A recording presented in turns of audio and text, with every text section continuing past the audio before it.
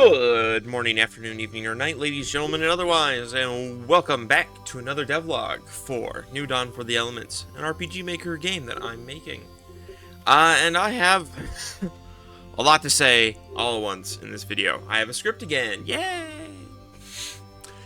Although unfortunately, the first thing I have to say is that there was not much in terms of progress for New Dawn here this past season. There were a couple of big events that took up a lot of my time. The biggest of which was the game jam that I took part in from the end of March going into April, the soundtrack of which I uploaded just a little bit ago, and it actually did really well, in terms of views. That shocked me a little bit. Now that's not bad news entirely, I'll get into that in a bit, but the other thing I did this season towards the end of April is that I vended at Con again, which will hopefully be something I cover in its own video eventually. But for now, let's get into what I've done with the game jam, and why that's important to what I'm making with New Dawn for the Elements. First of all, if you've been following me closely at all, you may notice the updates get more sluggish. First, in the widening gap of the upload rate, and then in the amount of stuff in the updates. There are a lot of reasons for this, and I've said them before. I have a full-time job, a bunch of other projects, yada yada yada. But an important part is that I have to handle long-term projects like this very differently than more short-term projects like a print design or game jam, and no matter what, something that will eventually catch me in the process of a long-term project are two things. They're burnout and paralysis. These things suck a lot. Basically, the jam was a much-needed change of pace to get myself out of the mental frame that often causes me a lot of misery throughout my days while working on the larger projects like New Dawn for the Elements. There have been times where I'm sitting at home and then end up thinking to myself, you really should be working on the game. Often after being at my actual full-time job for 8 hours, and I'm tired. So then I open up the project, and then all of the things that need to be done flood into my brain all at once with very little concern for how long each list item would take, or any other form of priority. At times like this, working on the game feels deeply unpleasant, and then I don't. I'm not going to work on this game if I have to force myself to do every step of the way. But when I put off things, they weigh heavy onto me, and that weight often causes me not to do it as well as I want to, which causes me other problems, and it's a vicious cycle. It causes more problems unto itself again and again and again. That's where the Game Jam and Con come into the picture. With the Game Jam, I entered into the RPG Maker Game Jam 2025, which lasted 4 weeks. I cut myself off early from that to prepare for Con on Easter weekend.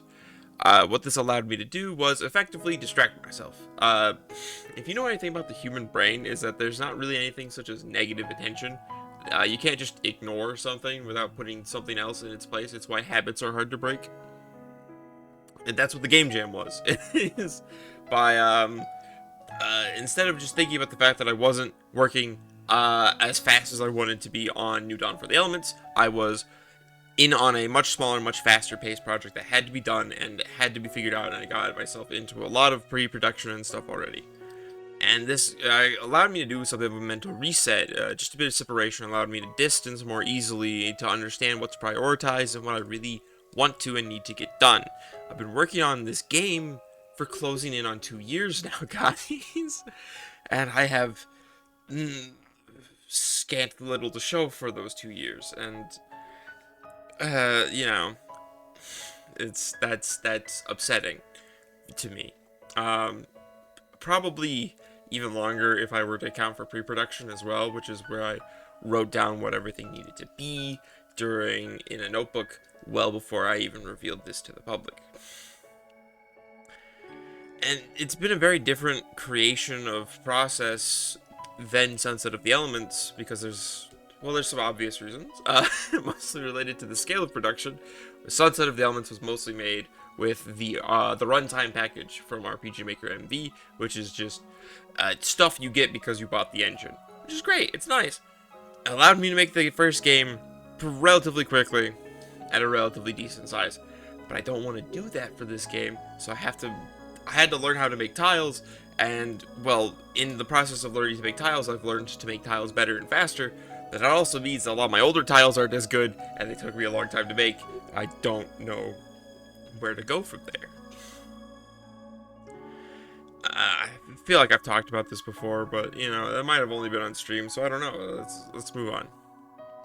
Logically, what I did with the game jam is where to start.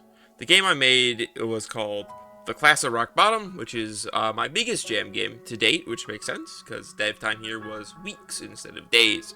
And I'm pretty proud of it, all things considered. It's a valuable set of lessons, which is what I always try to get out of the game jams. Like where Masked Man was a significant practice in map scaling, which affected later parts of Sunset, or Diced Up Biomes being a prototype for the crafting in New Dawn. I made a post on my personal website about how this jam has been a project in time management, so I'll skip over that lesson. Go ahead and read it if you want to. I'll put a link into the description, because I don't think I can do cards. Another portion of the lesson here was in asset creation. This game has a very specific sort of style, keeping it very minimalist, few shades of gray, sort of monochrome look to it, for the sake of simplicity and speed of asset creation. What I've learned is, because of all the practice I've had, I've actually gotten quite a bit faster at the act of actually making these things, these auto tiles and stuff. A lot of dread I've had with New Dawn is the fact that it felt like a long process to make any singular new tile or sprite, which sprites still take a minute to make new ones, which is why there are currently still only 2 different women NPCs. I'm working on it, I promise. One thing I learned with the game jam is an easy trick to making NPCs, which is to make them symmetrical, which means that you can flip them around a lot easier. I can't really apply this to New Dawn for the elements because the sprite base that all of the men are based off of have this weird bit of asymmetry to them no matter what, because that was the first sprite base I made. Yay! I could fix it, but it would, at this point I'm already kind of buried in it, and I don't know, maybe I'll fix it, maybe I won't, I don't know. As of right now, I'm not committing to fixing it, I'm not committing to going back and fixing it, and since I'm only going to be making more, I don't know what that's going to look like later. The last things I learned were experiments with labels, switches, and loops. Rock Bottom only has a few maps, most of which are very small, so I have to reuse events to make sure that they aren't stepping on each other's toes.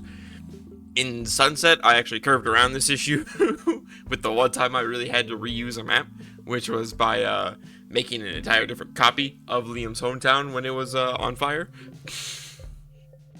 But by using more advanced applications of these scene flow elements, I can create more dynamic scenes that reference more possible differences in what the player has done. But what does this mean for you, the player? Largely, it means the world will be a little bit more detailed. My being more comfortable with these complex looking events means I'm more likely to rope in details from side quests, which means I'll probably be doing more of them when and really try to make that quest log plugin that I still haven't sorted out make it worth my while.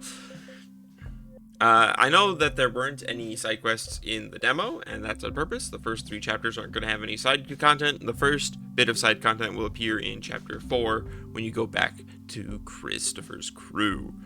But before that, I have to finish chapter 3, so there's a lot going on there. Alright, so let's talk about what exactly I've managed to get done, shall we? So I made a little cold open with this little CG here. Hopefully I'm putting that up on screen now. And I've been filling out the town, mapping out labs, stores. The town from last Devlog is being built. Yippee.